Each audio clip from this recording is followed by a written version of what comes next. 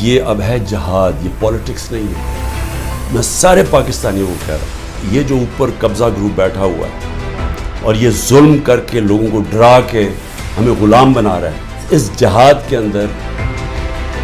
آپ نے کسی صورت پیچھے نہیں ہٹنا۔ میں پھر سے آپ کو کہتا ہوں، پیچھے ہٹ گئے ملک کا مستقبل کیا ہے؟ وہ جو بڑی خواب تھی پاکستان، جو ہمارے لیڈر قائد اعظم جو کانسٹیٹیوشنلسٹ تھے، قانون کی حکمرانی پہ چلنے والے تھے، آزادی کی جب وہ بات کرتے تھے تو وہ کوئی کمپرومائز نہیں کرتے تھے آزادی کو۔ ہندوستان میں ایک آزاد انسان تھا جس کے ضمیر کی کوئی قیمت نہیں تھی، جس کے مخالف بھی ان کی عزت کرتے تھے۔ کئی صدیوں میں ایسا ذہن مسلمان دنیا میں نہیں آیا جو علامہ اقبال کا تھا، جو انہوں نے تصور دیا تھا کہ ہم نے مدینہ کی ریاست کے اصولوں پہ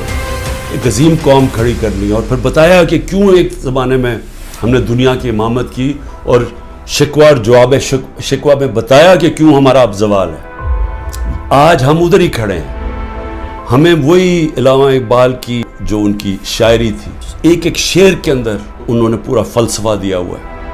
کہ آزاد قومی کی صرف